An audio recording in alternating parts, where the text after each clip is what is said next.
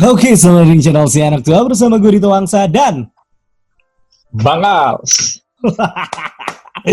di segmen lo harus tahu. And let's go guys. Lo harus tahu, masa nggak tahu?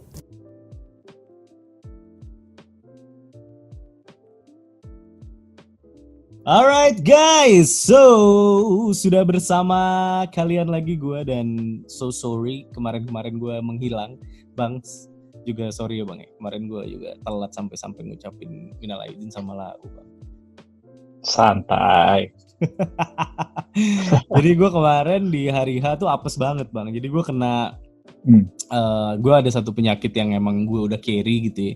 Dan tiba-tiba di pas hari H Lebaran malah gue kambuh parah gitu. Sampai beberapa hari gue harus bed rest.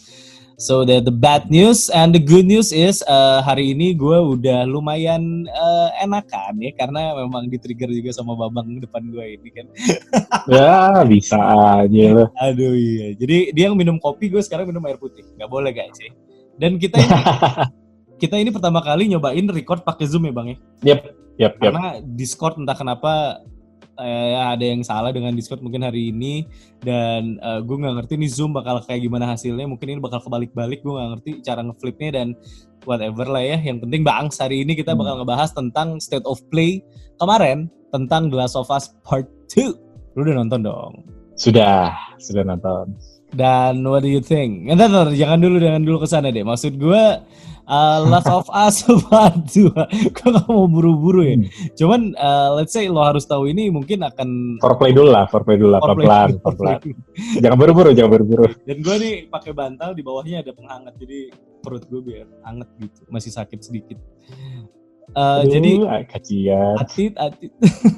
Atut ya. Tapi kemarin Landy ngasih video buat anak tua. Yang belum nonton ditonton nih videonya. Anyway, biar gak banyak basa-basi Bang. Naughty Dog dan game-gamenya. Yang lu kenal gamenya Naughty Dog selain Crash Bandicoot. Uncharted lah pasti. Uncharted lah ya. Apalagi sih. Yeah. Dan pecah di situ kan. Iya betul. Apa ya, kalau kita ngebahas tentang Naughty Dog gitu ya. Dan kenautiannya. Guguk nakal gitu ya. Saat itu gue berpikir Naughty Dog dengan namanya Naughty Dog dan gamenya adalah Crash Bandicoot, ya udah gitu. Maksud gue ini gue tidak pernah membayangkan bahwa someday dia bakal bikin game kayak Uncharted. Ya. Iya nggak sih? Maksudnya kayak platformer. Huge leap lah ya. Yang dari betul. Crash Bandicoot jadi Uncharted gitu kan. That's right. Dan tiba-tiba yang serius, terus storytellingnya, artnya segala macam yang wah matang banget lah gitu. Betul. Ya kan, ya huge leap lah ya. Huge leap. But tetap dia berpegang pada linear kan gitu, Uncharted. Yep. Sampai akhirnya Uncharted bertumbuh sampai 3 and finally rilis yang namanya The Last of Us. Ya. The Last of Us. Dan di Uncharted pun sebenarnya kita udah mulai dengar kan Bang, ada something wrong with these developers gitu ya. Ya nggak tahu company. Dan ya gue nggak tahu apakah ini valid atau gimana. Cuman kan banyak yang bilang memang ada masalah antara hubungan pekerja dan si company ini gitu ya. Apa yang lu pernah dengar tentang si Naughty Dog dan Uncharted 4 lah yang paling kedengeran ya kayaknya waktu itu? Yang paling kedengeran sih waktu itu yang rame diomongin ya masalah klasik kalau lu ngerjain sebuah project besar yang panjang ya. Masalah pembayaran biasanya. Payment lagi, ujung-ujungnya payment ya Pak ya? Payment dan jam kerja yang kata beberapa karyawannya itu nggak imbang sih antara hak dan kewajibannya ya.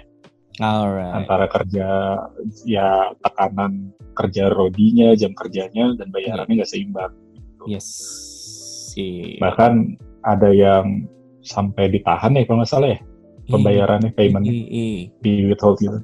Betul. Ya sebenarnya sih kalau ngomongin kayak gini nggak cuma di industri game ya. Iya, betul. Kalau sebuah project jangka panjang yang pembayarannya bertahap gitu ya, kontraktor pun kayak gini gitu biasanya kan. Iya betul. Ada aja drama-drama kayak gitu ya kan. Iya betul. Cuman kalau biasanya kalau yang pembayarannya kayak gitu, tergantung di kesepakatan awalnya sih. Iya sih. Apakah dibayar lunas para pekerjanya walaupun proyeknya belum pas baru selesai langsung dibayar lunas, atau nanti misalnya termin terakhirnya 70% dulu lah, nanti pelunasannya misalnya si proyeknya udah lunas dan udah ada apa gitu baru udah ini kan. Jadi itu cukup fleksibel ya? Sebenarnya cukup fleksibel ya kalau tapi kalau di industri video game, nah gue nggak tahu nih kalau di industri video game detailnya seperti apa ya. Cuman mungkin bisa jadi dari timeline juga sih toh ngaruhnya. Dari timeline. Jadi misalnya nih, dari timeline tuh maksudnya gini, misalnya dijadwalin kan ini udah masalah klasik banget lah ya kalau lu ngedevelop game tuh waktunya mundur dan mundur kan. Iya. Apalagi gamenya ambisius ya, maksudnya emang punya title yang besar, punya kayak tanggung jawab yang besar sama konsumennya gitu, bukan game yang ece lah gitu. Iya, apalagi kalau yang udah kita ngomongin title-nya kayak title yang AAA lah ya. Yes. Nah, masalah klasik bisa terjadi pada saat pertama kali mau bikin project ini, bikin kontrak nih misalnya sama para karyawannya, nih gue punya project ini, jangka waktunya 3 tahun, lo mau ikutan nggak? Ya udah mau gitu. Tapi selama berjalannya project ini, atau baru jalan 2 tahun berapa bulan gitu misalnya, kok kayaknya masih jauh selesainya ya. Tapi budget yang disiapin awal kan cuma buat 3 tahun kan. Yes. Nah bisa jadi ada kesepakatan ulang, ngerti nggak lo? Iya. Kesepakatan ulang, nih gue cuma punya duit buat 3 tahun nih development. Tapi kalau misalnya nggak kelar nih gitu ya?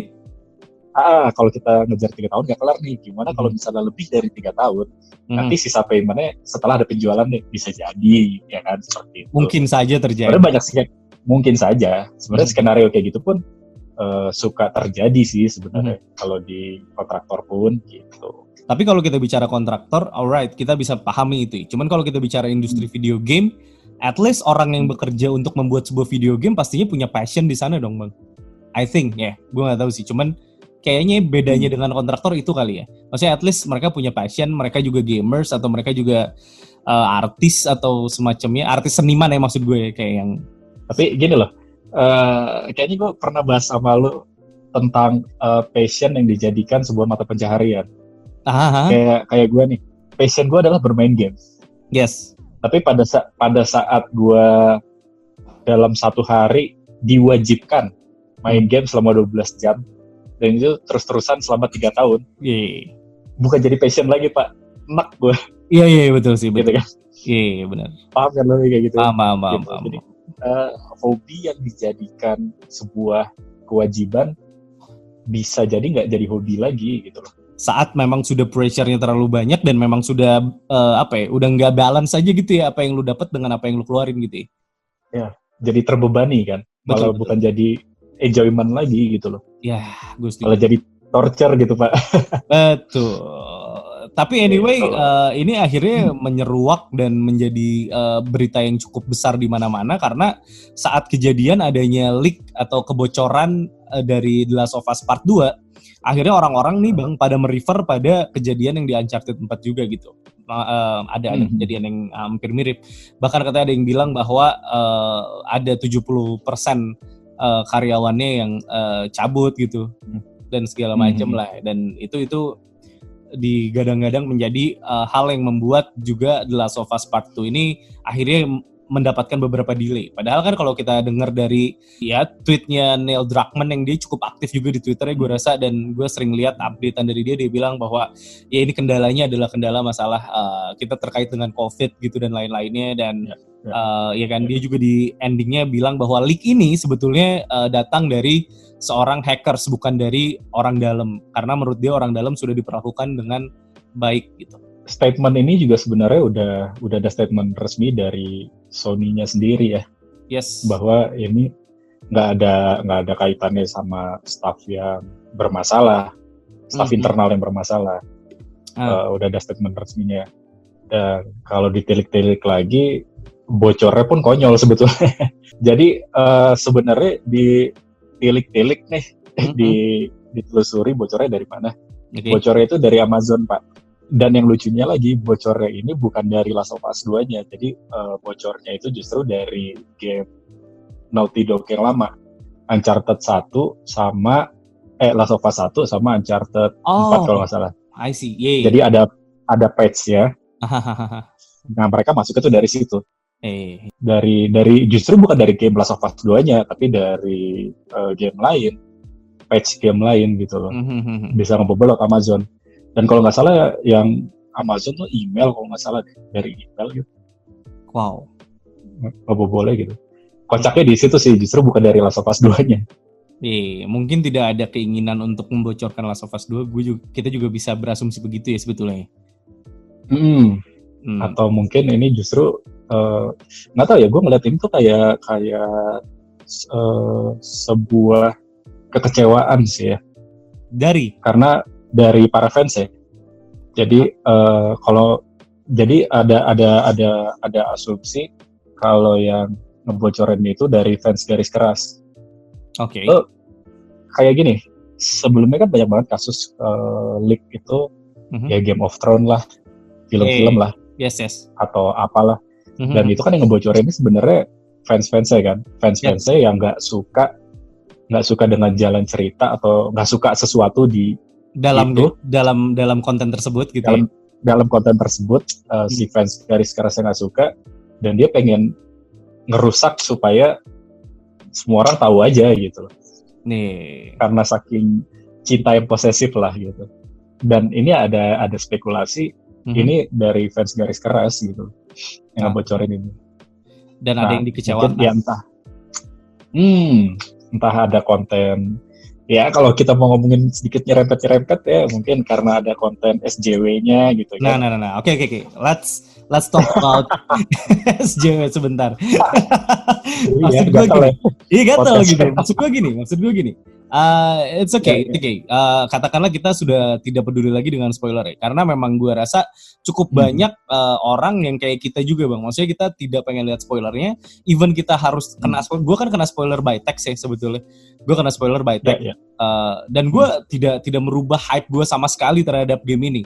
Maksudnya gue tetap fine gitu dengan ini. Jadi gue bisa bilang bahwa leak-nya ini menurut gue lupakan saja lah.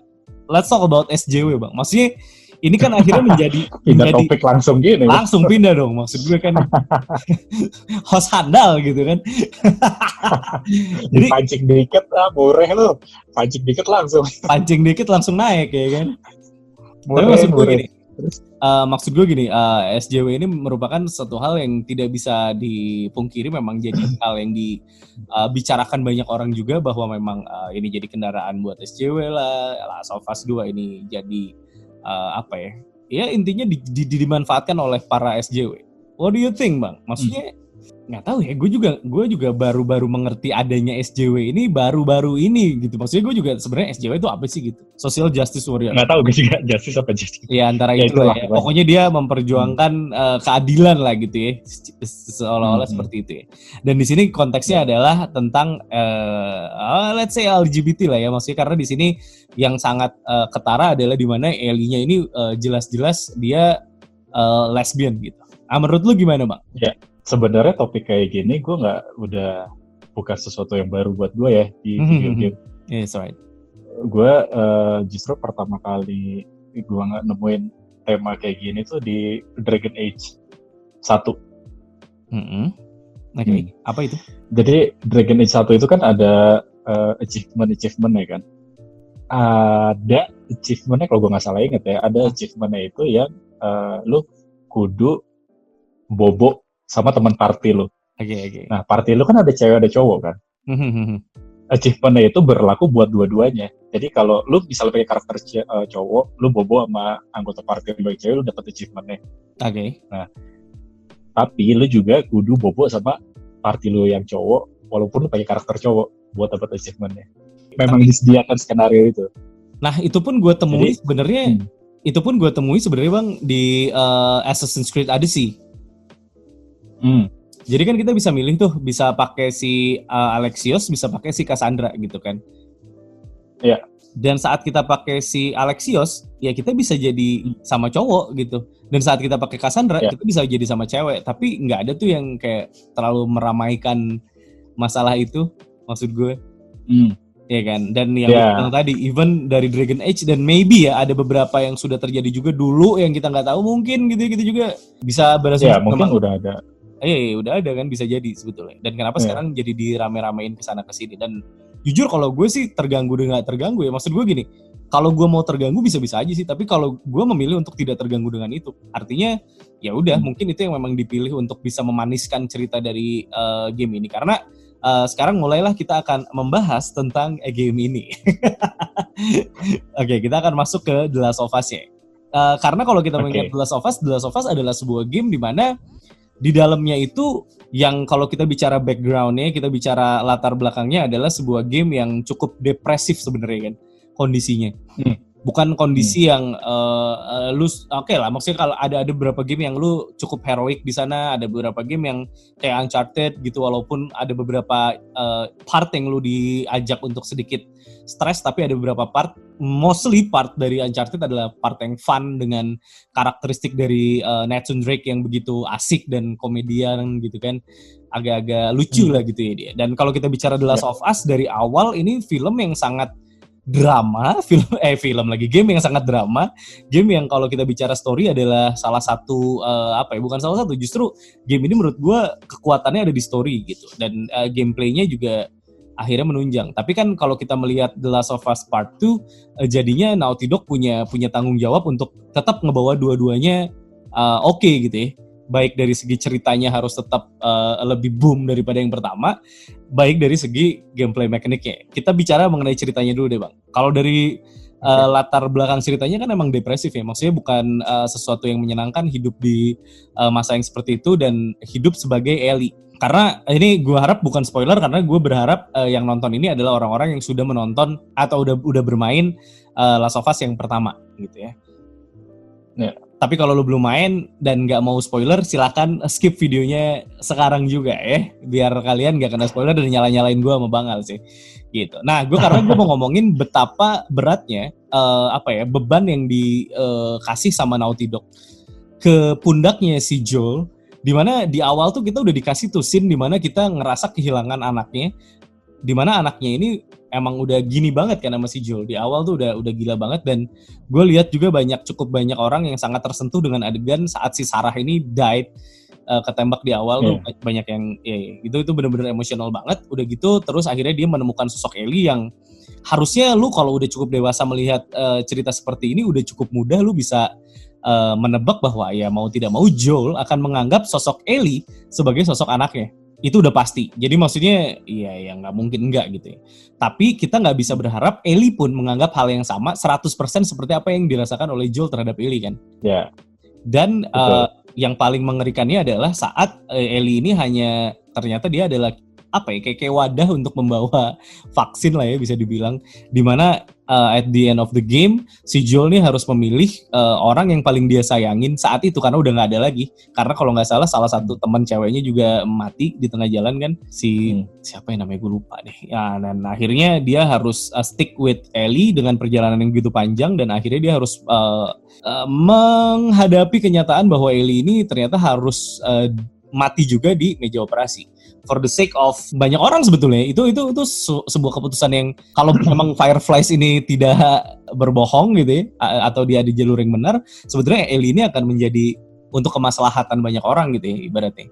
Tapi kan di situ Joel menjadi sedikit lebih egois, bukan sedikit sih, sangat egois, dan akhirnya dia mengarang sebuah cerita untuk si Ellie-nya dan bawa Ellie-nya cabut.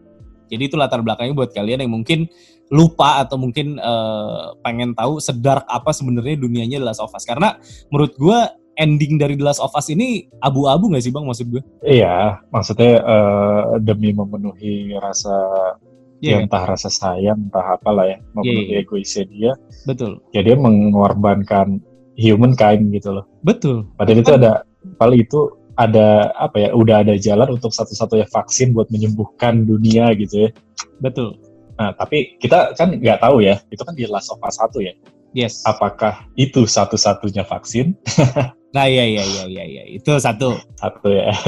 Betul. Apakah benar itu satu-satunya vaksin gitu ya? Atau ada Ellie yang lain? Kan nggak tahu juga. Betul.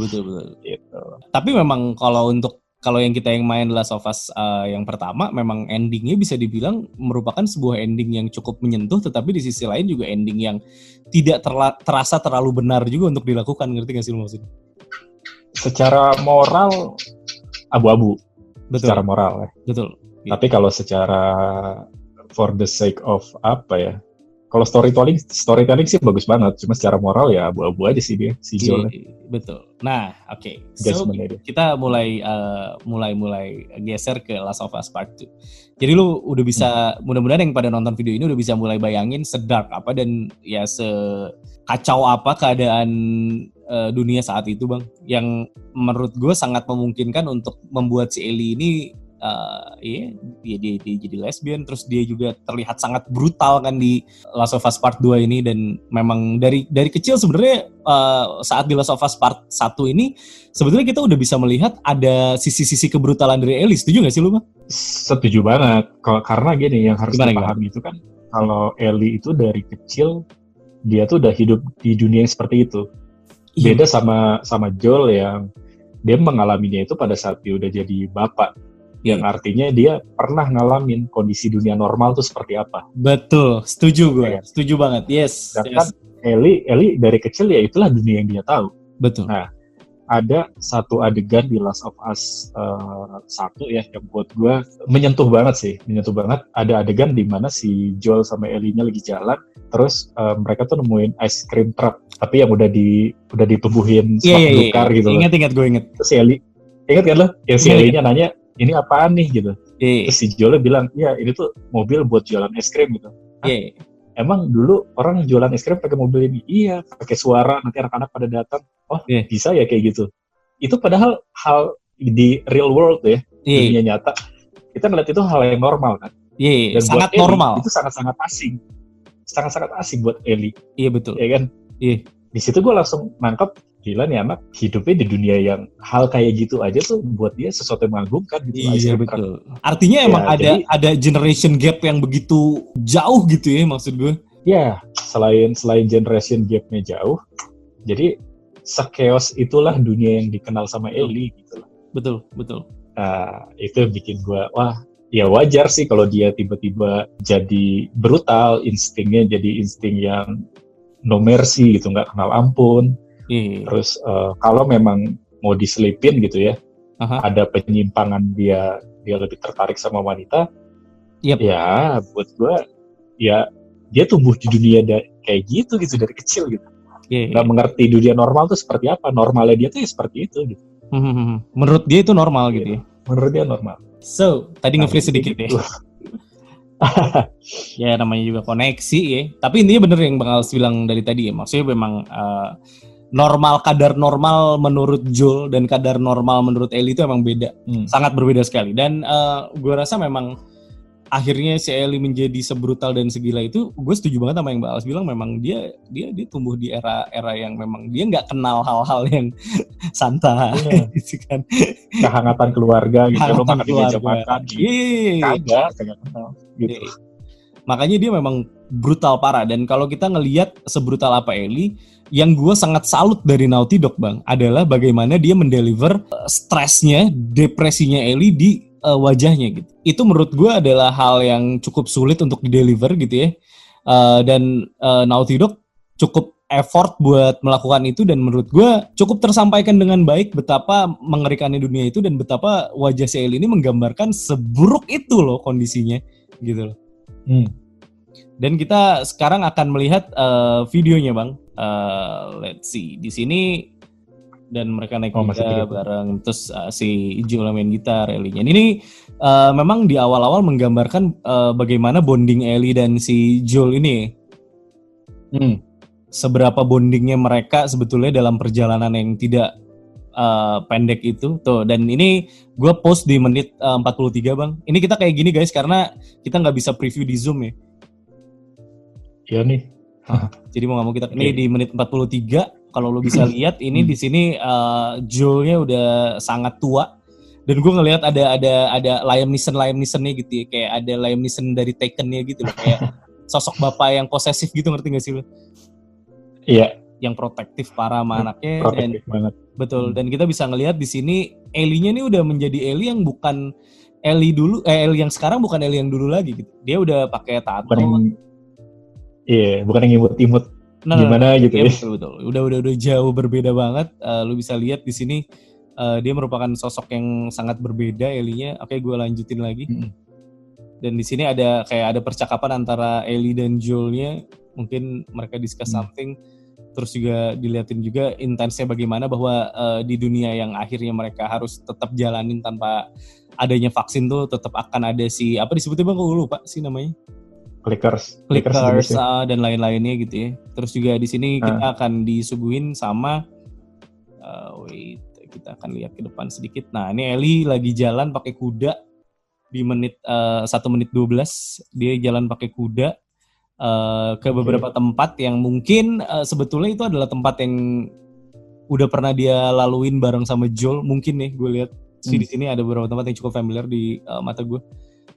Terus juga dia sempat discuss sama si pamannya, maksudnya si adiknya atau siapanya si Joel nih, gue lupa nih si brother sih bilangnya, tapi nggak tahu big brother apa. Terus kita bisa lihat di sini ada scene yang sangat mencekam di mana Ellie harus ngelihat banyak orang digantung dan gue rasa bukan kelakuan clickers gitu ya, gantung-gantung orang ini udah pasti kelakuan orang gitu. Iya kan, maksud gue terlalu pintar clickers. Iya kan, maksud gue segila itu men. Maksudnya emang yang lu harus hadapi itu nggak cuma clickers tapi juga manusia. Tapi ini merupakan skenario yang cukup standar di sebuah skenario zombie-zombian kan ini standar ya. Dimana akhirnya zombie, yang lu lawan tuh bukan zombie tapi akhirnya ya manusia itu sendiri gitu maksud gue. Iya. Akhirnya. Dan di sini juga Ellie sempat mungkin ketemu beberapa orang dan dia akhirnya menjadi super survival. Dan di sini ada satu scene di menit 1:25 bang, di mana dia itu lagi mau ngegorok cewek Asia gitu deh tampangnya. Dia play lagi dan pokoknya di sini memang ditunjukin betapa betapa berubahnya sih. Karena memang kalau misalnya orang-orang mikir nih apa sih sebenarnya yang ditunjukin, menurut gue di sini PlayStation mungkin dan Naughty Dog ingin mempertunjukkan adanya shifting apa yang terjadi dari bondingnya bahwa memang eranya Last of Us 1 itu much better daripada Last of Us Part 2 gitu maksud gue.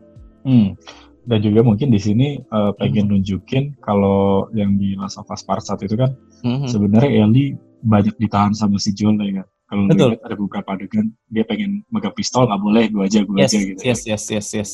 Si Ellie ngintil doang. Nah di sini kayaknya pengen ngegambarin kalau si Ellie itu udah bisa mandiri tanpa harus dikawal sama si Joel. Dan si Joel juga kayaknya udah ngebebasin dia gitu kan, lepasin dia. Betul. Dan maksudnya ya kalau lu mau ngelihat Ellie yang sudah tidak dikekang lagi ya ini gitu. Ya ini dia lepas. Nah, saat dia dilepas dan ya dia menjadi dirinya yang sesungguhnya gitu. Dia sebrutal ini dan memang kita bisa ngelihat ada di sini ada satu scene di mana gue bisa sangat melihat di menit ke di menit ke 1:55 ini di mana gue bisa ngelihat raut wajah si Joel yang begitu dia udah letih ya. Iya betul bang. Gue ngelihatnya kayak yang anjing dia tuh udah capek banget yang kayak udah exhausted banget. Wah udah ini gokil sih delivery si ekspresinya. Tapi ada ini mungkin ada dua kemungkinan ya antara si Joel udah capek letih dengan dunianya atau dia justru kecewa Ellie tumbuh nggak sesuai seperti yang diharapkan. Iya betul. Iya karena pada saat awalnya kan si Ellie kan selalu dilindungin dia kan. Mungkin si Joel berharap Ellie nggak harus jadi sebrutal dia gitu. Iya. Tapi bisa jadi di sini Ellie tumbuh jadi wanita yang di luar dugaan si Joel lah yang dia pengen lepas, pengen apa segala macam ya. Mungkin ada disappointment di sana juga. Betul. Kayak bapak yang pengen lepasin anak ceweknya udah dewasa, ya pasti ada rasa yang kok gitu loh. Mungkin ya gue nggak tahu juga sih. Tapi gue setuju sih, maksudnya kayak pastinya ada itu. Tapi memang Joel juga harus bisa menghadapi kenyataan bahwa memang Ellie yang dia pikir akan bisa seperti apa yang dia bayangin tuh nggak akan pernah bisa karena memang seperti yang tadi dari awal kita bilang dia memang dari kecil sudah kenal dengan dunia yang sangat berbeda. Ya. Gitu. Dan kita bisa lihat juga di sini ada beberapa fraksi-fraksi baru mungkin nih. Kan dulu kita kenal ada Firefly sih. Iya. Dan di sini mungkin ada beberapa yang lain yang gua rasa lawan kita yang bentuknya orang tuh kayak lebih banyak gitu loh Bang, maksud gue. Ada 2 fraksi ya kalau nggak salah ya. Ada 2 fraksi. Ada 2 fraksi. Oke. Iya, di mana ini gue melihat scene-nya sih mirip-mirip scene Red Dead Redemption 2. Ini kayak RDR 2 sih, maksud gue kayak yang di salju-salju terus dia naik kuda gitu ya. Ini benar-benar kelihatan dinginnya, kelihatan. Jadi ini udah pergantian musim yang kesekian kalinya gitu ya. Sehingga dia juga udah adapt dengan kondisi sekitarnya. Dan itu lihat, lu bisa lihat bahkan senyumnya Ellie pun itu penuh dengan keenakan dengan hidup ini gitu loh, maksud gue itu sekeren itu bisa dideliver. Dan nah ini tangannya trembling terus dia tetap main gitar ya kalau nggak salah ya. Dan tangannya udah penuh dengan tato dan ya mungkin inilah Ellie yang sesungguhnya. Dan dia ada di kamar, di mana kamar ini kalau lu lihat jendelanya adalah benar-benar kamar yang lu kalau di menunya Last of Us yang pertama Bang, kalau lu inget. Betul. Iya kan? Jadi ini menurut gue kusen putihnya itu ya. That's right, dan dengan cahaya yang masuk ke dalam kamarnya. Iya.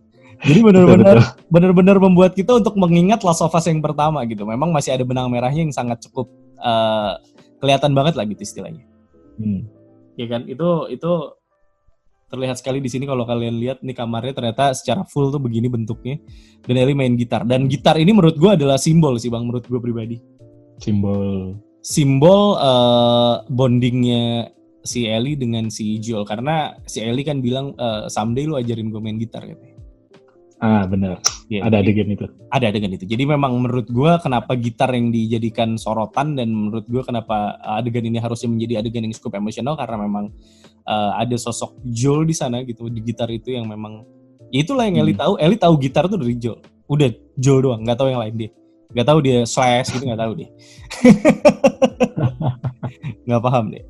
Terus kita bakal ngelihat lagi Ellie yang lagi setengah bigil ya.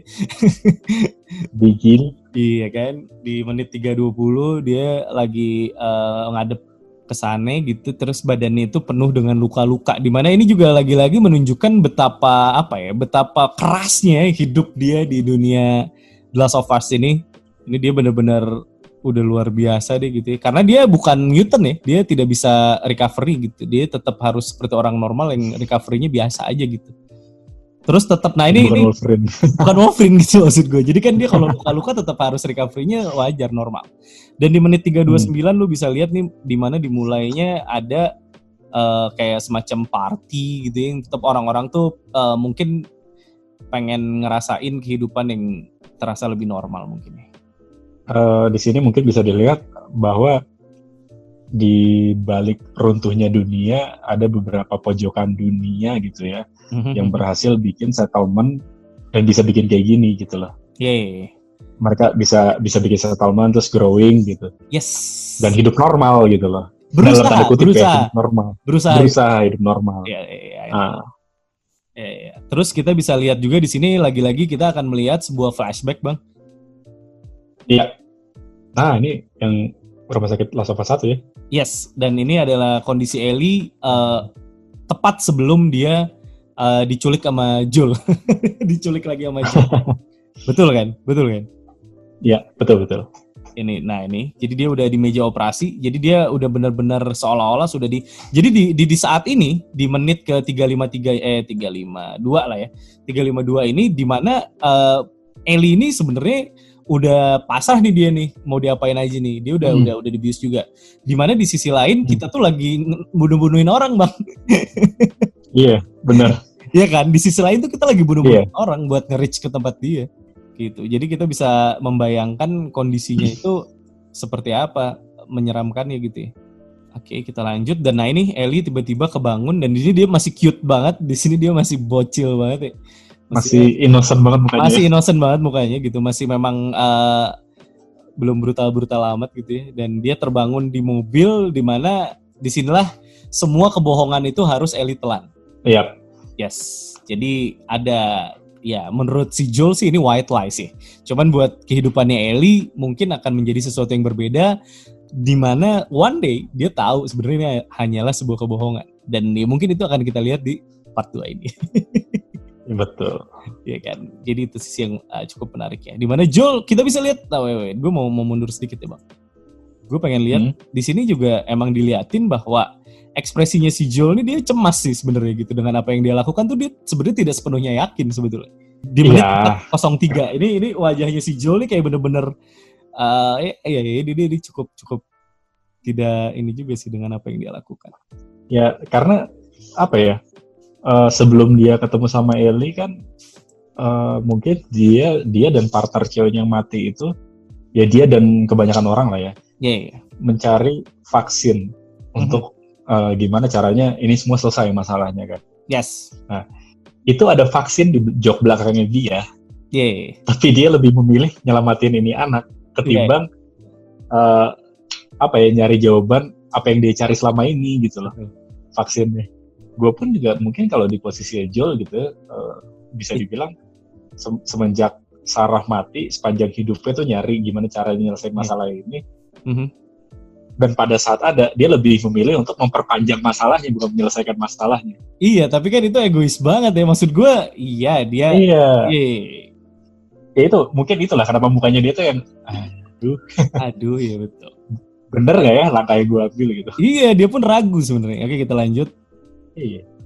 Kita lanjut di sini ada scenery gunung bersalju. Nah ini benar-benar kayak settlement-nya Red Dead Redemption ya. Terus dia bisa dilihat di sini dia mulai punya kehidupan sosial ya kayaknya ya bang ya.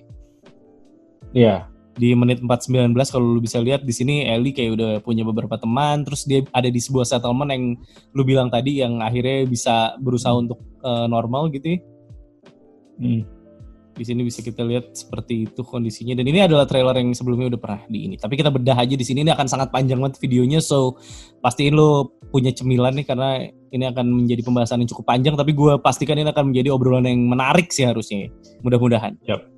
Gue akan skip ke beberapa scenery yang diliatin bang. Memang katanya akan ada beberapa tempat yang sebelumnya belum sempat kita explore bang.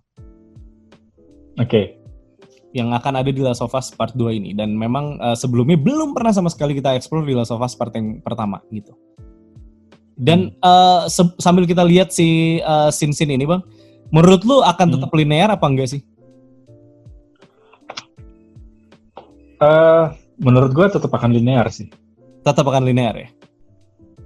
Sepertinya tetap akan linear. Dan karena kalau memang sedetail ini ya, kayaknya kalau nggak dibikin linear agak repot. Kayaknya bukan agak repot sih. Iya. Betul. Karena ini indah banget sih. Maksudnya dunianya, karena dari awal gue sudah pernah bilang bahwa The Last of Us ini adalah dunia post apokalips yang cukup enak dipandang mata gitu. Iya. Eksekusinya juga bagus. Dan kita bisa lihat juga ada beberapa traversal yang langsung aja ya. Enggak, kita kan tadi lagi ngomongin traversal terus keputus gara-gara Jadi ya kita lihat traversalnya dari si Ellie ini tetap sneaky gitu ya bang ya? Nah itu kan core-nya Last of Us. Yes. Kalau tiba-tiba jadi gung-ho tembak-tembakan, udah aneh banget ya. Udah aneh banget sih. Dan ini kita bisa lihat bang di menit 9:21 ini ada anjing yang alert gara-gara kehadiran kita dan katanya memang ada kita tuh meninggalkan bau katanya.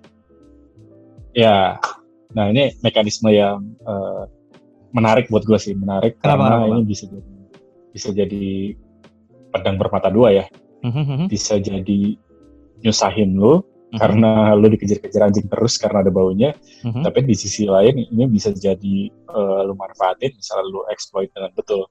Jadi maksudnya kalau gue ngeliatnya ya, kalau misalnya lo ada scene kayak gini kan berarti lo bisa ngatur sebenarnya musuhnya pengen lo giring kemana. Iya betul. Dan kalau untuk main game stealth itu sangat membantu banget kalau lo bisa ngegiring musuhnya tempat sepi buat lo sikat gitu. Iya. Tanpa lo harus setengah mati nyari perhatiannya dia gimana gitu kan. Betul. Lebih baik lo giring dia ke satu area yang emang lo bisa eksekusi dia di sana gitu. Ya, jadi ya bermata dua lah, bisa disahin lu atau enggak. Kalau lu exploit dengan betul ya mungkin. Kalau lu cukup beruntung untuk menemukan sebuah landscape yang enak buat lu nyari tempat kosong sih oke. Tapi kalau terlalu padat kan agak rese. Ya, betul. Betul. Oke, kita lanjut lagi. Jadi tadi juga ada beberapa adegan ini kita ulang dari 944. Udah jelas ada, kalau kita ngelihat di sana ada kayak garis gitu ya untuk nunjukin baunya kita, dan nanti kita akan lihat bagaimana Ellie sangat mahir memakai panah ya tuh, cep gitu, dan kayaknya asik. Auto aim nggak ya? Nah itu dia sih, gue rasa sih enggak sih harusnya. Nah itu si Ellie bisa nembak akurat gitu, auto aim gak dia? Gitu dia. Ini di menit 10 persis nih bang. Ellie-nya tuh bakal tiduran untuk nembak musuhnya. Gue rasa ini juga menarik ya, karena ini pose yang jarang kita temui di game manapun. Ya. Iya kan? Berarti animasi karakternya memang dibuat se-fluid itu gitu. Yes. Kalau lu dari posisi ngerangkak keluar sini ya animasinya dia jadi rebahan gitu loh. Nggak maksain, tetap dengan perutnya di bawah sana gitu loh. Iya. Nempel ke tanah. Karena ini make sense ya. Kalau lu mau pakai panah ya mau nggak mau, lu badan lu harus begini kan. Iya, betul. Dan ya kita ada di rimbun-rimbun daun yang belum dipotong karena nggak ada tukang kebun tadi kata Bang Al sih. Nah, dan ini di menit 10.8 nih menarik juga nih. Yes. Jadi lu bisa bikin jalan sendiri kalau nggak ada jalan. Iya, betul. Jadi masuk gitu. Yeah, walaupun ini linear, at least lu bisa eksekusi every single chapternya dengan cara lu gitu maksud gue. Iya, lu nyamannya gimana gitu jalan ini. Padahal kan lu bisa aja nggak mecahin ini kaca kan? Bisa aja lu cari jalan lain berarti sebetulnya. Bisa. Nah itu terkadang yang repot kalau misal lu lagi dikejar-kejar kayak gini kan lu mau masuk ke bangunan lu harus nyari pintu gitu. Aksesnya di mana itu kan nyebelin ya. Tapi kalau ini kan lu bisa bikin sendiri gitu aksesnya gitu. Menarik, menyenangkan. Iya, betul. Menyenangkan. Walaupun nih di menit 10-19 nya bisa dilihat ada beberapa jendela yang ada tralisnya. Iya. Jadi tetap ada momen-momen di mana lu dipaksa kudu ya lu effort cari pintu gitu. Jadi emang kita digiring untuk ada di beberapa kondisi gitu. Iya. Terus seperti yang dulu juga kita bisa ngelihat ada bata, ada apa sih namanya botol. Botol. Iya. Dan kita bisa dilihat di sini memang kita ngelihat dari bagaimana Ellie bertarung ini dia memang kelihatan agak-agak over the top ya, memang agak-agak OP. Iya. Memang untuk refleksnya cepat sekali. Refleksnya cepat sekali, terus juga kayak stamina-nya juga luar biasa gitu ya. Tapi itu yang memang dibutuhkan untuk game ini agar bisa tetap jalan ya, kalau enggak kan gimana ya. Terus kita bisa nge-cover pakai tubuh orang lain ini di menit 10.52 Bang. Last of Us 1 juga bisa Pak, kalau ingat. Gue lupa. Bisa lu sandra orang. Untuk lo sebuah fitur yang sangat jarang banget gue pakai sih. Sebetulnya tapi nggak tahu kalau di jarang banget. Kalau di sini apakah akan jadi sering kita pakai atau tidaknya juga kita nggak tahu, karena memang akan mungkin ada perbedaan ya, karena dipertahanin loh sama dia. Padahal harusnya dia cukup sadar bahwa gue aja sampai lupa ada fitur itu gitu. Mudah-mudahan sih ini tetap menjadi fitur yang dipertahankan dan di sini bakal lebih kepake ya mudah-mudahan. Ya mungkin tergantung dari gameplay lu juga ya. Kalau lu misalnya udah sampai lu nge-hostage orang gitu, berarti kan lu udah kondisi di mana semua orang nyari lu dan lu butuh perisai peluru lah gitu. Iya. Tapi kalau lu main stealth therapy sih mungkin nggak akan pernah kepake fitur itu. Tapi ya balik lagi ke style gameplay lu. Betul. Dan ini juga yang di sini yang lihat. Di sini juga yang menarik di 11.52 lah. Oke. Kenapa Ellie-nya pakai masker ya? Bukannya dia kebal? Iya juga ya. Gue rasa. Asumsi gue adalah ini bukan masker untuk menghindari virus clickers. Bukan untuk menghindari spor ya. Bukan, tapi untuk menghindari corona. Mungkin. Bisa jadi. Maksud gue ini lebih untuk menghindari mungkin orang-orang atau fraksi-fraksi aneh ini juga mereka bikin senjata yang lewat udara juga. Mungkin ya. Jadi dia harus hindari dan harusnya sih musuh-musuhnya juga tetap pakai juga gitu. Karena itu pakai kan musuhnya. Ya. Jadi gue ada ini fitur yang gue suka dari Last of Us juga pada saat invade ada dua kubu yang lu harus hadapin di sebuah map gitu, sebuah encounter di mana ada clicker dan manusia bersenjata, ya lu pancing aja sampai mereka ribut. Betul. Itu gue suka banget sama gitu. Iya, lu bisa provoke mereka buat akhirnya saling berantem ya. Iya. Hebat peluru, Pak. Betul. Nah, ini kita bisa lihat di menit 12:27, Bang. Kita di sini punya ini memang yang dulu juga ada ya, kalau nggak salah ada increase health dan sebagainya. Iya. Untuk lo bisa upgrade stamina lu dan sebagainya lah gitu ya, dan tetap ada di sini. Tuh. Aim stability itu dari dulu udah ada sih. Ya, dan kalau ngeliat ikonnya masih sama tuh, kapsul itu kan. Betul. Masih sama, masih dipertahankan nih. Ya karena menurut gue nggak perlu diganti juga sih, emang itu tetap oke kok. Nah, dan ini adalah sebuah hal yang baru yang kita lihat, dan gue cukup amazed dengan Naughty Dog yang mau ngasih animasi ini gitu buat kita yang mau nge-upgrade senjata kita, nge-custom senjata kita. Dia kasih di menit 12:44 ini table montir gitu kan nih, kayak workbench gitu ya. Workbench gitu, yang dimana dia kita bisa ngelihat kita ganti apanya tuh bener-bener dia lakuin gitu. Ini menurut gue cukup menghibur ya. Tapi menurut gue ini bisa menjadi salah satu hal yang menghibur kita di tengah intensnya si Last of Us Part 2 ini. Iya. Ya kan, jadi kita terhibur dengan bagaimana Ellie ngerangkai senjatanya apa segala macam. Karena dibilang penting-penting banget, enggak kan, ini jelas nggak penting-penting banget sebenarnya. Nurunin adrenalin dulu lah. Yes, betul sekali Bang. Karena lihat tuh di setupnya juga ada stacker tuh di sebelah kanan nih. Jadi emang kelihatan sangat bikin kita lebih santai aja sih. Gitu, untuk kita napas dulu lah ya. Ada scoop juga yang bisa kita pakai. Terus juga kayaknya si dedaunan ini dari tadi diekspos terus. Jadi kita bisa berasumsi memang dedaunan ini sangat berperan penting sekali gitu. Terus kita juga punya. Jadi kayak Horizon Zero Dawn. Bisa jadi ya. Iya, dedaunan sangat menentukan antara hidup dan mati lu pada saat lagi stout kan. Betul. Kita lanjut terus ya ini ya. Jadi di sini juga katanya sih ini kalau kita dengerin di video ini katanya memang kita juga akan punya traversal yang lebih fluid juga dari si Ellie-nya, yang kita bisa kayak loncat dan segala macamnya nih akan jauh lebih terasa menyenangkan dibandingin waktu zaman yang pertama. Oke, terus kita balik lagi ke ini kayaknya sinematik lagi ya kalau kita lihat. Yang udah sering kita lihat juga sih, jadi gue akan skip itu dan gue akan maju ke menit ke 14:29 Bang. Jadi di sini adalah sesuatu yang cukup menarik ya menurut gue, karena Ellie akhirnya bisa berenang. Nah itu dia.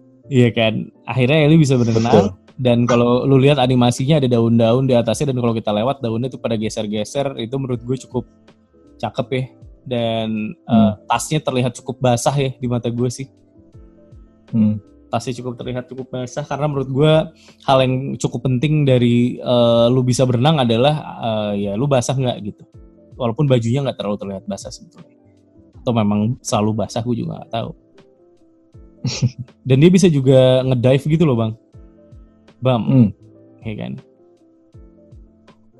dia bisa ngedive juga. Jadi memang mungkin ada beberapa collectibles juga di bawah harusnya, dan ada beberapa puzzle yang lu memang harus masuk ke dalam sana gitu ya. Tapi kalau secara grafik sih memang udah grafik yang harusnya dipresentasikan di next gen. Lebih cakep lagi gitu. Pastinya. Iya. Mudah-mudahan sih tetap oke ya performanya, walaupun di push nih pasti. Nah ini nih adegan yang gue sudah pernah lihat dan gue mau bahas ini sama Bang Als, di mana ini menunjukkan banget bahwa Ellie di sini sudah sangat-sangat brutal dan sangat-sangat adapt dengan kondisi dunia yang udah dari tadi awal gue ngomongin sama Bang Al sih. Dimana dia lagi nyari orang, dan si cewek ini kan sebenarnya udah sangat ketakutan tuh wajahnya. Dia lagi asik-asik dengerin apa tuh, PS Vita itu.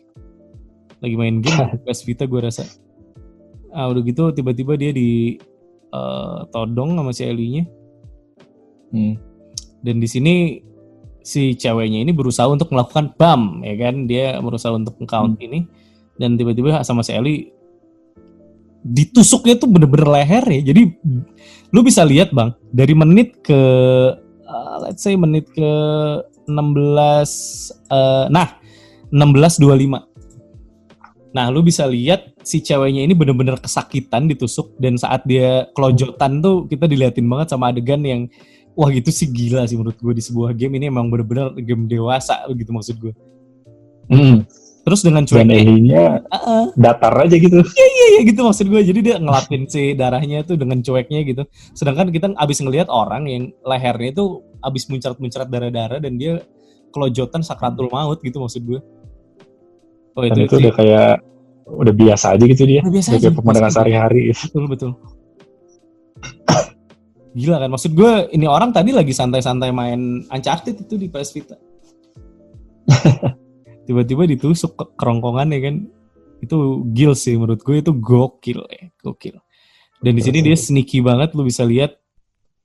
Lu bisa nempel di dinding juga, dan kalau lu lihat lu punya silencer, lu punya ada beberapa barang melee lu yang memang juga punya durability ya kelihatannya. Iya. Nah ini silencer fitur yang menarik ya. Kalau yang pertama, gue lupa ada silencer nggak ya? Nggak ada ya, kalau nggak salah ya? Ada kalau nggak salah ada. Ada ya? Ada.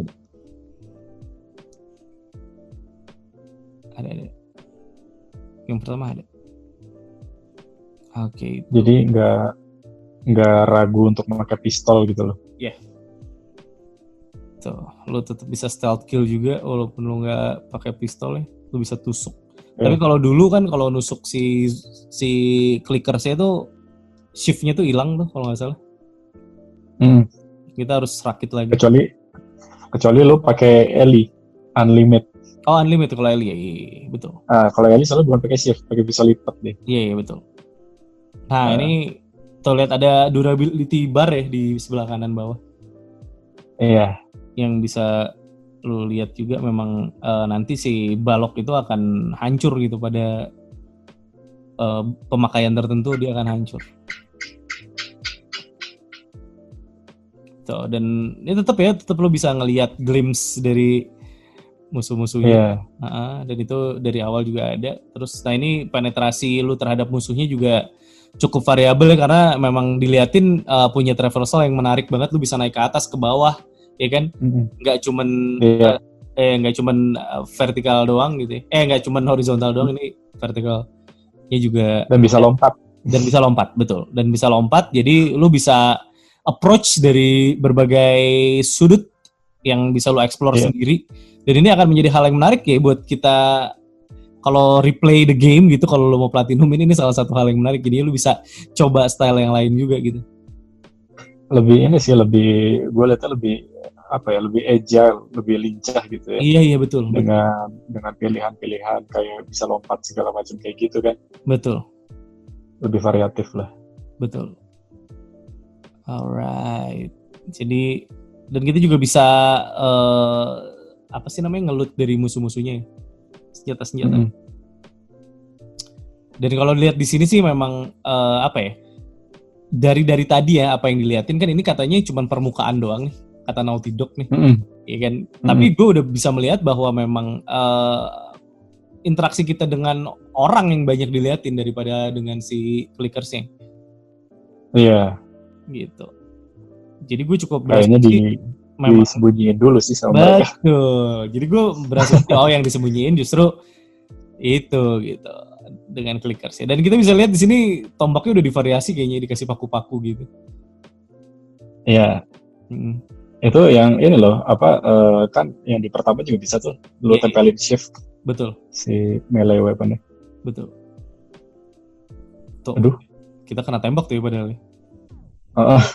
Tuh, lihat. Emang di sini nggak bisa dipungkiri memang Ellie-nya rada OP sih, rada over the top. Tapi menurut gue memang itu yang harusnya dilakukan oleh Naughty Dog, kalau enggak ntar karakter kita tidak asik. Tuh lihat dia dorong ini sendiri, dua ini, terus tiba-tiba orang dari luar nggak bisa kan? Luar biasa. Luar biasa dong, jelas. Tapi ya sudah lah ya. Karena saat sedang intens begini kita juga sebenarnya nggak akan peduli dengan detail itu. Kita bisa ngomong gini saat kita lagi ngomongin trailer ya gitu. Terus lu lihat tuh tadi ada binatang-binatang yang kena cahaya juga mereka pada cabut ya. Itu cukup menjadi detail yang menarik juga sih menurut gue untuk dinikmati. Karena lu akan ya mainin game tuh harus santai terus nikmatin detail-detailnya kan gitu. Iya. Alright, so gue rasa secara environment juga lebih tuh, lu bisa naik ke atas sini gitu, itu kan hal yang cukup menarik ya. Dan ini sebenarnya bukan hal yang baru ya, maksudnya di Metal Gear kita udah pernah nemuin ini, di Batman kita nemuin ini gitu. Dimana lu masuk ke dalam saluran udara dan lu bisa ngeliat, ya kan? Lu bisa ngeliat orang di bawah. Ini bukan hal baru sama sekali sebetulnya. Cuma untuk Last of Us ya ini tentunya hal baru. Tuh, bukannya juga pelan-pelan begitu, Bang. Tuh. Nah, ini make sense sih. Jadi turunnya itu diliatin, animasi turunnya itu kayak gimana. Yang masuk akal gitu. Walaupun memang agak membuang waktu ya pastinya. Tapi ya memang ya harusnya turun dari atas sana ya begitu gitu. Tarik nafas dulu lah, turunin adrenalin. Iya. Memberikan space lah buat kita. Ini kayaknya udah mau ending kan ya? Oke. Ending. Oke.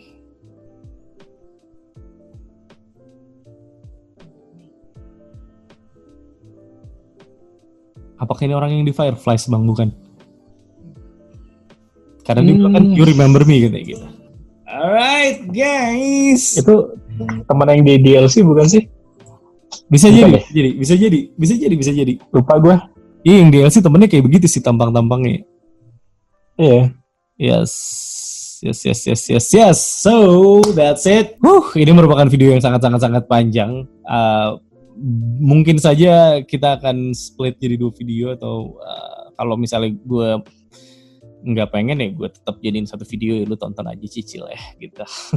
Tapi ini merupakan hal yang menarik Bang, karena menurut gue apapun yang kita lihat di Last of Us Part 2 ini katanya bahwa memang ini masih permukaan, masih cuman hal-hal yang masih banyak hal lain yang akan kita lihat di dalam gamenya saat kita nanti akhirnya mainin katanya.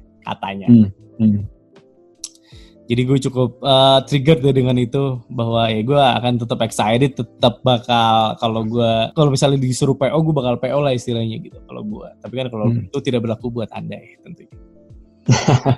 Karena Anda kenal saya. Iya betul. Ya. Dan buat teman-teman yang mungkin nanya gitu ya, yang Final Fantasy 7 kok belum upload gitu ya. Karena kemarin gue tepar, jadi gue belum ngedit. Jadi pas gue udah sehatan dikit, yang gue lakuin bukan ngedit tapi ngejar dulu ini. Karena ini apa ya, lagi pas aja waktunya kalau kita bahas sih gitu. Takutnya lagi hype-nya ini gue nge-uploadnya Final Fantasy 7 kan kurang masuk ya. Jadi itu bisa kita upload anytime karena obrolannya juga bisa dinikmatin kapanpun dan game-nya juga kebetulan udah lewat. So Bang, menurut lu The Last of Us Part 2 ini di luar dari SJW-nya, di luar dari apa ya tadi yang kita bahas, leak-nya dan segala macam dan kebobrokan Naughty Dogs yang memang di-exploit juga sama beberapa pihak. Menurut lu game-nya sendiri yang lu lihat dengan mata kepala lu tadi tetap menarik gak sih? Yang gue suka tuh dari ceritanya ya.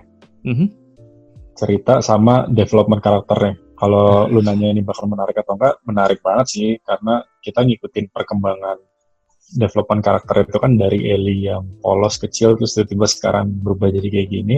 Yes. Rapi sih ngedevelop karakternya. Tapi gue nggak tahu sih, gue ngomong kayak gini rapi kan. Tapi gue nggak tahu pada saat Last of Us 2 nanti yang kita lihat dari tadi kan cuma sepotong-sepotong aja kan. Kita belum kita cuma lihat sisi brutalnya Ellie dalam artian gimana cara dia survive-nya. Tapi secara kepribadian, secara emosinya dia, secara dramanya gitu ceritanya, kita nggak tahu nih Ellie di develop itu berubah jadi karakter yang seperti apa kepribadiannya gitu kan. Betul. Gitu. Karena menarik sih. Ya itu yang perlu kita dive kalau kita mau main game ya kan, justru salah satu yang harus kita dive itu kan. Seperti apa sebetulnya karakter Ellie di luar dari kebrutalan itu tadi gitu. Karena itu akan dibangun dari cutscene mungkinnya nantinya dan hal apa aja. Kayak misalnya progres itu kita lakukan buat apa sih? Itu kan kita juga masih mencari tahu gitu. Sebetulnya progres ini kita lakukan buat apa? Kita harus ngebunuhin orang-orang ini dan segala macam. Ini Ellie tuh ngejar apa gitu.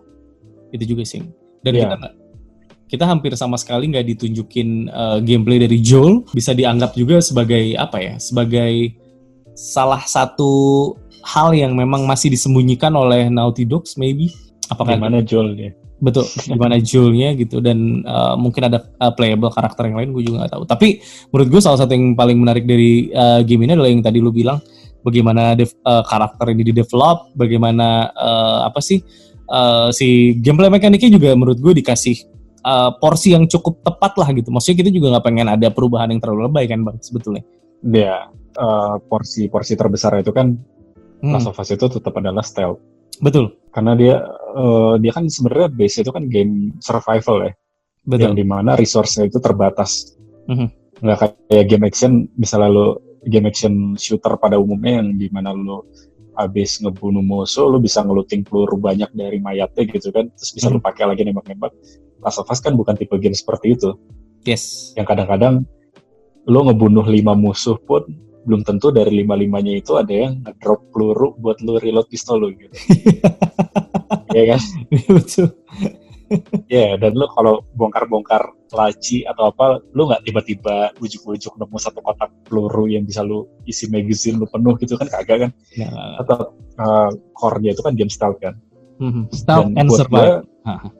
Stealth and survival, dan buat gue itu strong point-nya Last of Us di situ sih, dibandingin game-game stealth yang lain ya. Iya. Atau game-game survival yang lain. Ya ada banyak lah game-game survival lain, tapi peluru kayaknya gampang gitu. Ya. Gue baru nemu yang benar-benar survival, berasa survival ya Last of Us lah, yang lo benar-benar mulung barang gitu kan. Buat lo crafting apa gitu. Core-nya itu sih Last of Us, dan gue lihat tadi dipertahanin banget sama dia itu. Yes. Core itu. Dan itu tepat lah ya, sangat tepat untuk dipertahankan. Karena menurut gue memang mix apa sih yang ada di The Last of Us, karena memang banyak orang yang bertanya-tanya siapa sih yang menarik dari The Last of Us. So closing statement dari ini apa ya, bisa dibilang lo harus tahu, mari diskusi, anything you want to call di segmen apalah terserah ya. Yang pasti gue ngobrol bacot sama Bang Al panjang lebar. Dan kalau barangkali teman-teman ada yang senang dengan seperti ini dan tidak mungkin gue lakukan banyak-banyak di anak tua, mungkin gue sama Bang Al nanti akan bikin satu channel khusus buat kita gosip-gosip doang gitu Bang ya, cuman ngoceh-ngoceh doang, mungkin Who knows. biar lebih bebas gitu kalau mau ngobrol-ngobrol kayak gini ya. Karena kan kalau di sini mungkin ada beberapa hal yang harus kayak gitulah ya. Nah, maksud gue untuk closing statementnya adalah Bang, Last of Us itu adalah sebuah game yang memang dari sisi survivalnya oke, dari sisi stealth-nya juga digarap dengan sangat oke, dan yang terakhir adalah dari sisi emosionalnya, dari sisi story-nya, skripnya, dan segala macamnya yang memang yaitu dramanya ya, yang dimasukin di sana, yang membuat game ini tuh jadinya nggak cuma sekedar lu survive dan harus stealth for no reason gitu. Jadi emang ada beberapa hal yang memang dipahat nih dari awal pelan-pelan biar lu tuh ngerti bahwa sambil lu menjalankan si bertahan hidup ini nih, survive ini nih, dan sambil lu juga harus mindik-mindik segala macem, ada yang lu perjuangin dan emang dibikin seapik itu secara story. Makanya mungkin memang ada beberapa orang yang cukup ngamuk saat tahu story-nya dibikin gini lah, dibikin gitulah, dan tidak sesuai dengan apa yang dibayangin. Dan mungkin itu kaitannya dengan yang kita bahas di awal tadi kan. Memang no fans. Betul. Gitu. So, ada closing statement dari lu mungkin, Bang? Jauhi spoiler. Jauhi spoiler, seperti biasa. Jauhi spoiler. Kalau emang lo pengen menikmati game secara full, ya tetap sih jauhi spoiler. Yes.